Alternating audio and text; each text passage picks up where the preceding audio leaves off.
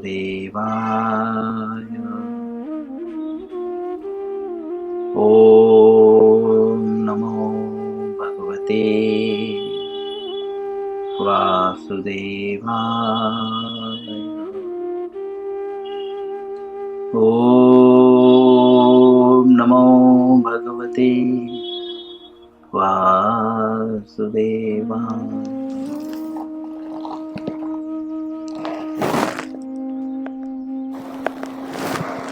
श्री कृष्ण लीलामृत पुरुषोत्तम भगवान। अध्याय का नाम है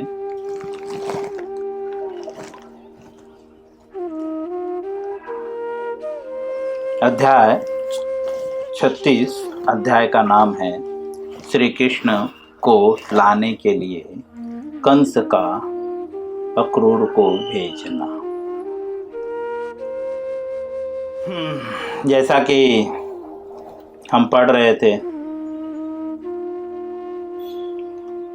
श्रील प्रभुपाद जी हमें बता रहे थे कि नारद मुनि के जो है मैसेज पे, क्योंकि नारद मुनि चाहते थे जल्दी से जल्दी यह जो है भगवान की लीला और गति हो, थोड़ा गति बहुत बढ़े आगे, बिकॉज कि आगे और भी बहुत सारी लीलाएं करनी है भगवान को, क्योंकि जरासंध ऐसे बहुत सारे असुर थे। तो भगवान की लीला इतनी स्लो चल रही थी कि नारद जी ने बोला ऐसा चलेगा तो फिर भगवान तो जैसे बड़े लोग एक पर्टिकुलर टाइम के लिए आते हैं, उतने में काम हुआ नहीं हुआ तो भी वो चले जाते हैं। तो उनके जो सेवक हैं वे व्यवस्था करते हैं कि मालिक आ रहे हैं, इधर सिग्नेचर लेना है, ये फाइल क्लियर करनी है, ये प्रोजेक्ट पास करना है, ये बजट पास करना है। उसी प्रकार से भगवान के भक्तगण भी जो है भगवान के आने और जाने के विषय में निश्चित रहते हैं, जानते हैं। तो इसीलिए वे जो है, क्योंकि जो भक्त कौन है, जो यह जानता है भगवान के जन्म और कर्म को। जन्म कर्म चमे दिव्यम मेव यो वृत्ति तत्वतः। तो इसीलिए नारद जी जानते थे, तो नारद जी ने बोला कि ये लीला को थोड़ा आगे और स्पीड करना होगा। तो उन्होंने कंस के पास गए और सारा वृत्तांत सुना दिया। दूसरा चीज, भगवान के विषय में नारद जी कंस को बताना भी चाहते थे, ताकि वह मुक्त हो सकें, क्योंकि भगवान की लीलाओं का श्रवण बहुत ही जो है गुणवान है। नष्ट प्रायेषु भद्रेषु नित्यम भागवत सेवयः। भागवत मतलब भगवान और भक्तों की लीला। ठीक है, तो ऐसा सुखदेव गोस्वामी कहते हैं कि प्रायः अभद्रता नष्ट हो जाती है। इसलिए जो है नारद जी चाहते थे कि लीला में गति हो और कंस को भगवान की लीला का श्रवण कराया जाए। इसीलिए नारद जी पहुंचे और भगवान की लीला का श्रवण कराया उन्हें। फिर कंस ने अनेकों योद्धाओं को बुलाया मल्ल युद्ध के लिए, और उसने एक टेक्निक रचा, क्योंकि कृष्ण को मारने का एक षड्यंत्र जिसे हम कहते हैं।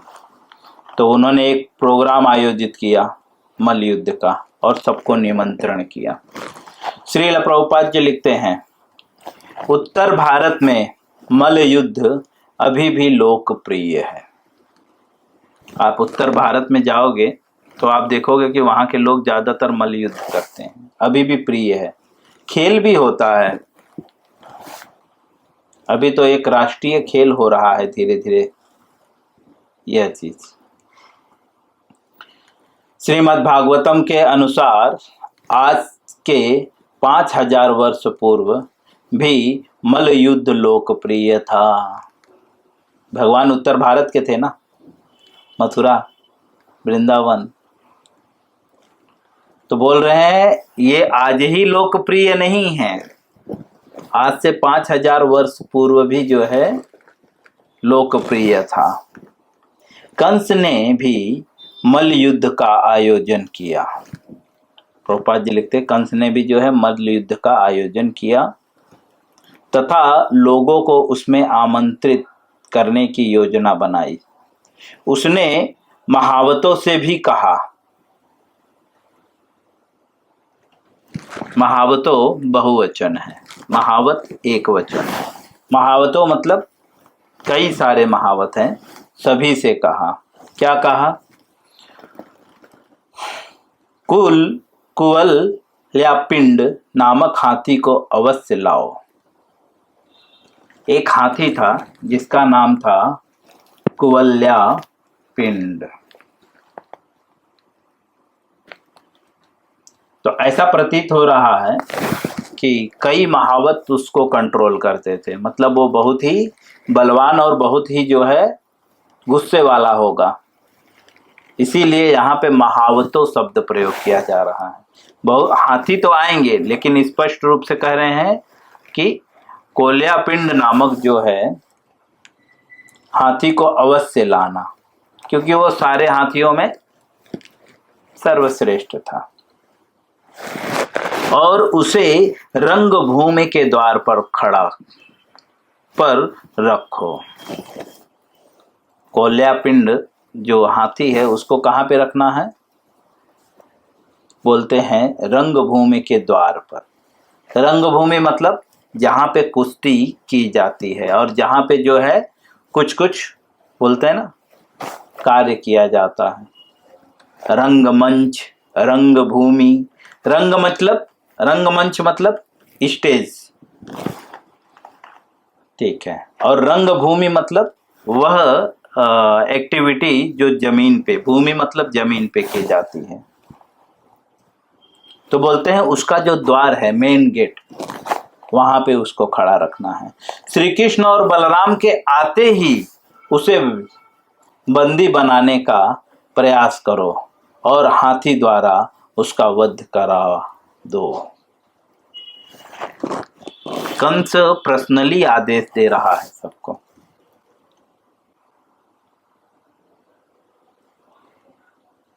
यह सारे आदेश पर्सनली वो खुद दे रहा है।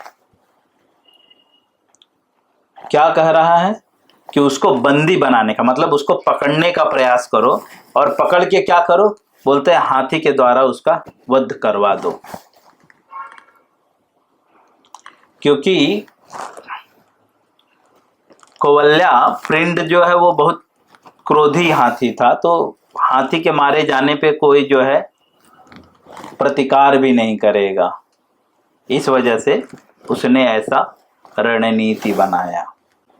श्रील प्रभुपाद जी लिखते हैं, कंस ने अपने मित्रों को पशु बलि द्वारा शिवजी की पूजा एवं धनुर्यज्ञ का आयोजन करने का भी परामर्श दिया।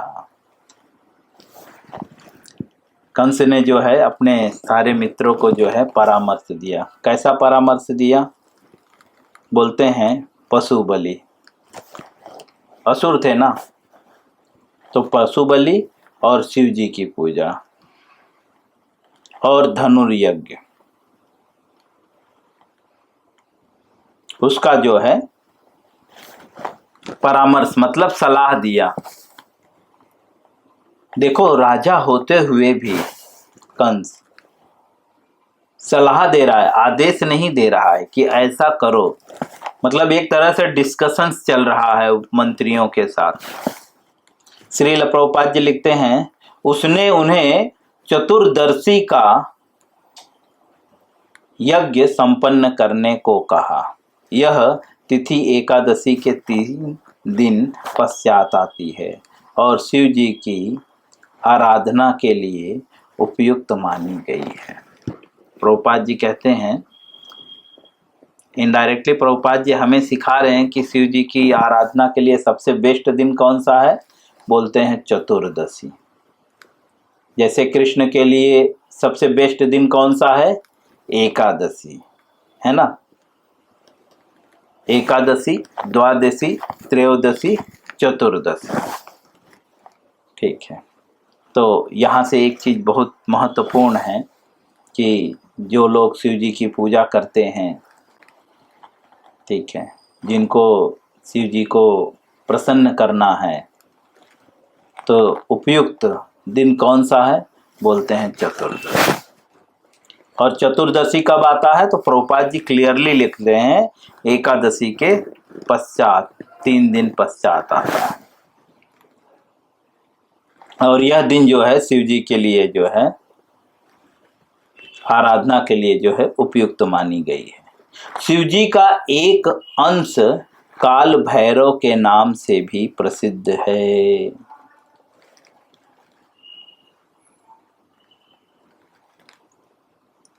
कहते हैं असुर गण शिव जी के इसी रूप की उपासना करते हैं। जो असुर होते हैं, गण मतलब समूह, इन लोग जो है इसी रूप की उपासना करते हैं। किस रूप की? काल भैरव की।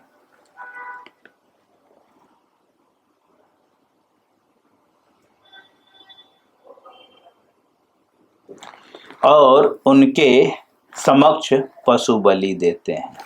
काल भैरव की उपासना करते हैं और उनके समक्ष जो है पशु बलि देते हैं। इनडायरेक्टली यहाँ पे श्रील प्रभुपाद जी यह समझाना चाहते हैं कि शिव जी जो है वो पशु बलि नहीं स्वीकार करते, इसीलिए शिव जी का एक अन्य अंश है। अंश, यहाँ पे अंश शब्द का प्रयोग किया गया है। जैसे हम कहते हैं ये मेरा अंश है, मेरी संतान है, ठीक है, हमारे परिवार के अंश से है। तो वह काल भैरव जो है शिव जी का अंश माना जाता है, एक अंश के रूप में विख्यात है, प्रसिद्ध है। लेकिन शिव जी यहाँ पे बता रहे हैं कि वे जो है तामसिक आहारों को ग्रहण नहीं करते। यहाँ के अकॉर्डिंग ऐसा बताया जा रहा है, ऐसा प्रतीत हो रहा है। इसीलिए शिव जी के वे अंश की उपासना करते हैं। यज्ञ यहाँ पे शिव जी की पूजा हो रही है, लेकिन बलि के लिए कहाँ पे क्या कर रहे हैं? काल भैरव की। तो श्रील प्रभुपाद जी लिखते हैं,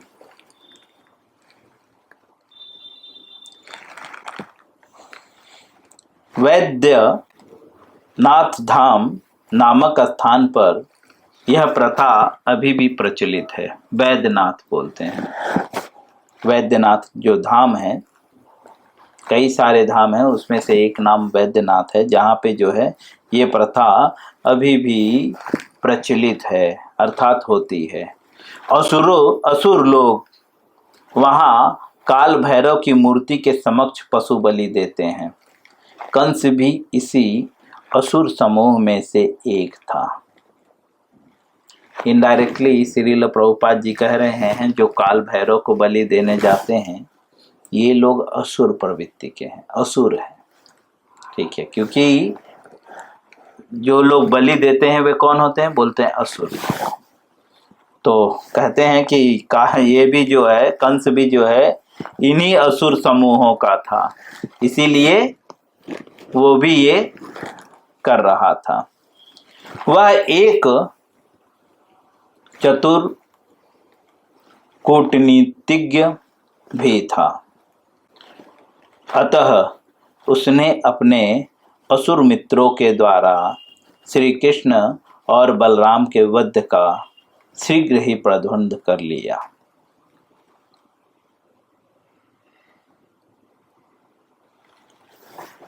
कई प्रकार के राजनीति, कई प्रकार की नीतियां हैं, जिसमें से एक कूटनीति होती है। कूटनीति मतलब छल से, पीठ पीछे वार करना, छल से वार करना, फंसाना लोगों को, ये कूटनीति है। एक राजनीति होती है। राजनीति मतलब जो समाज की व्यवस्थाओं को बनाए रखने के लिए जो है शास्त्रों के आधार पे करते हैं। कूटनीति मतलब जो शास्त्रों के विरुद्ध करते हैं। तो कंस जो है चतुर था, और कूटनीतिज्ञ था, इसलिए उसने जो है फटक से ये सारा प्रबंध कर लिया, ज्यादा टाइम नहीं लगाया। तत्पश्चात उसने अक्रूर को बुलवाया, मतलब सारा प्रबंध कर लिया, सारी व्यवस्था कर लिया, उसके बाद सारा बातचीत कर लिया, उसके बाद किसको बुलाया? अक्रूर। अक्रूर कौन थे? तो बोलते हैं जो उसी यदुवंश के वंशज थे जिसमें श्री कृष्ण ने वसुदेव के पुत्र के रूप में जन्म लिया था। अक्रूर कौन थे? बोलते हैं यदुवंशी थे, और बोलते हैं वे कि वे यदुवंशी के वंशज थे, मतलब यादव समाज के थे। और क्योंकि बहुत सारे यादव समाज हैं, तो इसीलिए श्रील प्रभुपाद जी कहते हैं जिसमें श्री कृष्ण ने वसुदेव के पुत्र के रूप में जन्म लिया था। अलग अलग यादव समाज हैं, लेकिन भगवान प्रभुपाद जी क्लियर करते हैं कि कौन से यादव समाज के अक्रूर जी थे? बोलते हैं जिसमें श्री कृष्ण जी ने जन्म लिया था, जो वसुदेव जी का जो है यदुवंश का जो परिवार था, समाज था। श्रील प्रभुपाद जी लिखते हैं जब अक्रूर जी कंस से भेंट करने आए, कंस ने उनका विनय पूर्वक स्वागत किया। कंस ने, देखिए एक असुर है, लेकिन वे अक्रूर जी का स्वागत कैसे कर रहे हैं? बहुत विनय पूर्वक। विनय पूर्वक अर्थात दूसरे शब्द में विनीत भाव से। ठीक है, क्यों ऐसा कह रहे हैं प्रभुपाद जी? क्योंकि कंस जो है बहुत कूटनीतिज्ञ था, इसीलिए वो यहाँ पे विनय भाव से जो है उनका साथ जो है स्वागत किया, वेलकम किया। कंस ने उनसे कहा, प्रिय अक्रूर जी, भोज और यदु राजवंशों में आपसे श्रेष्ठ मेरा अन्य कोई मित्र नहीं। देखिए यहाँ पे भी वो कूटनीति खेल रहा है। एक्चुअली मित्र तो सब इसके मित्र कौन है? असुरगण। लेकिन ये क्या कह रहा है कि भोजवंश, कंस कौन से वंश से था? भोजवंश से। ठीक है, तो कह रहा है कि भोजवंश में और यदुवंश में, दोनों में से सबसे बेस्ट मित्र तुम हो और कोई नहीं है। आप अत्यंत उदार व्यक्ति हैं, अतः एक मित्र के रूप में मैं आपसे दान की भिक्षा मांगता हूं। जिस प्रकार राजा इंद्र भगवान श्री विष्णु के शरण में जाते हैं, उसी प्रकार से मैं आपकी शरण में आया हूं। ये कौन कह रहा है? कंस। और देखो यहाँ पे ऐसा प्रतीत हो रहा है कि कंस जो है शास्त्रों का भी बहुत अच्छे तरह से अध्ययन किया था, क्योंकि वो पॉइंट आउट करता है, उदाहरण देता है कि मैं आपकी शरण में आया हूं। किस प्रकार से मैं आपसे दान मांग रहा हूं? तो बोलते हैं जैसे राजा इंद्र ने भगवान विष्णु की शरण ग्रहण की थी, उसी प्रकार से।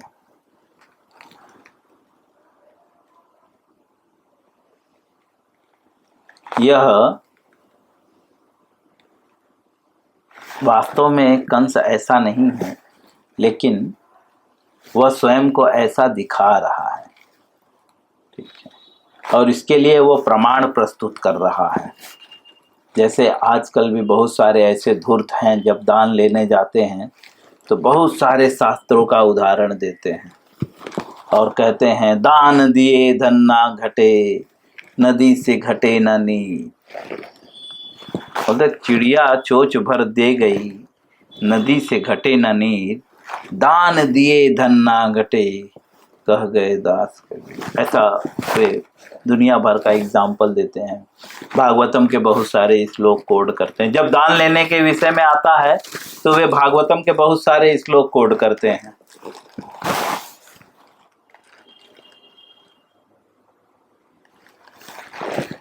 लेकिन हम यहाँ पे पढ़ रहे हैं कि बस एक ही रास्ता है, विष्णु की प्रसन्नता। भगवान श्री कृष्ण को प्रसन्न करने पे ही हमारा कल्याण होगा। ये हम भगवत गीता और कृष्ण लीला से बार बार समझ रहे हैं। ठीक है, कृष्ण की सेवा के लिए जब तक ना दो, और जो व्यक्ति जो है चाटुकारिता कर रहा है, जो किसी स्वार्थवश दान ले रहा है, तो ऐसे व्यक्ति को दान ही मत दो।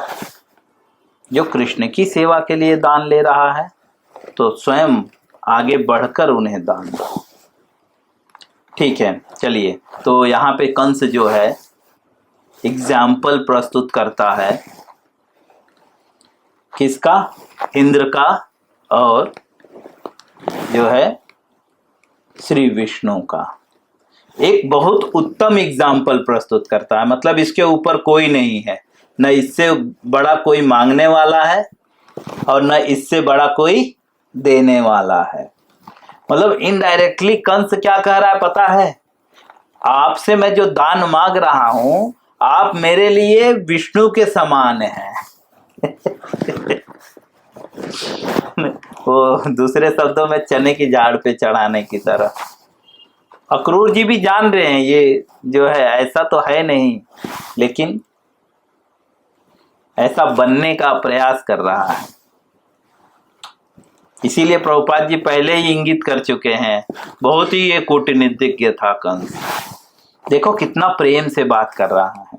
हम मनुष्य होकर भी स्वयं को असुर नहीं मानते हुए भी हमारी जबान कितनी खराब है। यहाँ पे सीखना चाहिए डोनेशन लेने के लिए। जो सेवा करते हैं दान की, उन्हें ये सीखना चाहिए कि हम जब प्रचार करने जाते हैं तो कैसे हमें प्रचार करना है। तो जैसे हालांकि हमें कृष्ण के लिए दान लेना है, यहाँ पे कंस तो भौतिक डिजायर्स को पूरा करने के लिए ऐसा कह रहा है, लेकिन हमें कृष्ण की सेवा के लिए दान लेना है। लेकिन एग्जाम्पल बहुत अच्छा प्रस्तुत किया गया है। श्रील प्रभुपाद जी लिखते हैं कि कंस कहता है कि जिस प्रकार से राजा इंद्र भगवान विष्णु की शरण में जाते हैं, उसी प्रकार से मैं आपकी शरण में आया हूँ। मैं आपसे तत्काल वृंदावन जाने का निवेदन करता हूँ। अक्रूर जी को कंस कहता है कि मैं तत्काल जो है आपसे निवेदन करता हूँ कि आप तत्काल जो है वृंदावन जाइए। मैं यहीं पे विराम दूंगा। आगे हम देखेंगे कि कंस अक्रूर जी से क्या दान मांग रहा है। देखिए, एक बहुत गहरी बात है। कहते हैं ना, उत्तम व्यक्ति से उत्तम चीज ही दान लेनी चाहिए, क्योंकि भक्त ही कृष्ण को दे सकता है। इसके लिए कंस जो है अक्रूर जैसे भक्तों का चयन किया। और भी तो भक्त थे, बाकी भक्तों का क्यों नहीं? क्योंकि अक्रूर कंस के बहुत प्रिय थे।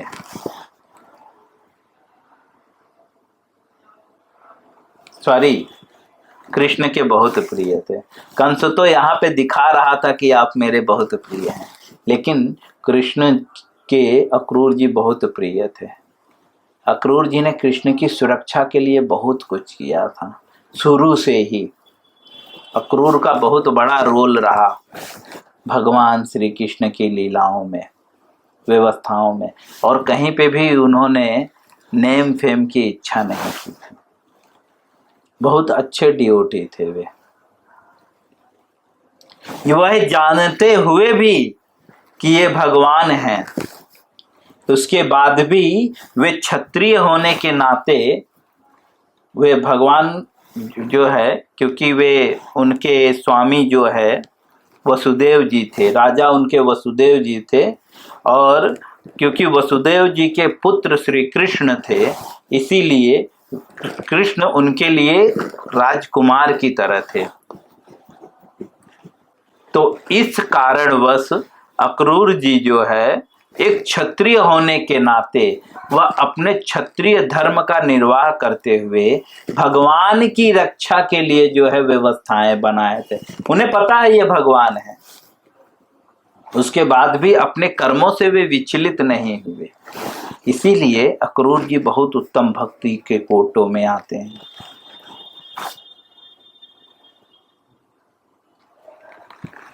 इसीलिए कंस ने जो है कृष्ण को किससे मांगा? अक्रूर जी से, क्योंकि भक्त ही कृष्ण को दे सकता है। यहाँ पे श्रील प्रभुपाद जी इनडायरेक्टली यह भी समझाना चाहते हैं कि दान मांगो तो उत्तम दान मांगो, कृष्ण को दान मांगो, जिस प्रकार से कंस ने मांगा।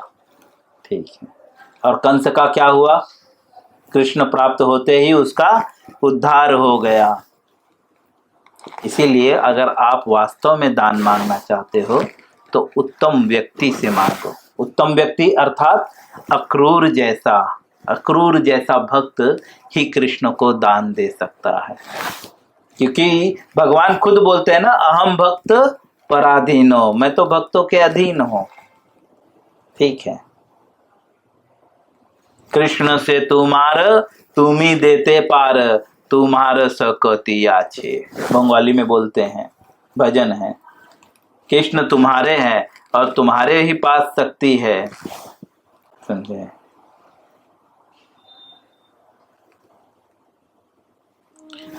मैं यहीं पे विराम दूंगा, इसके आगे हम कल पढ़ेंगे। हरे कृष्णा।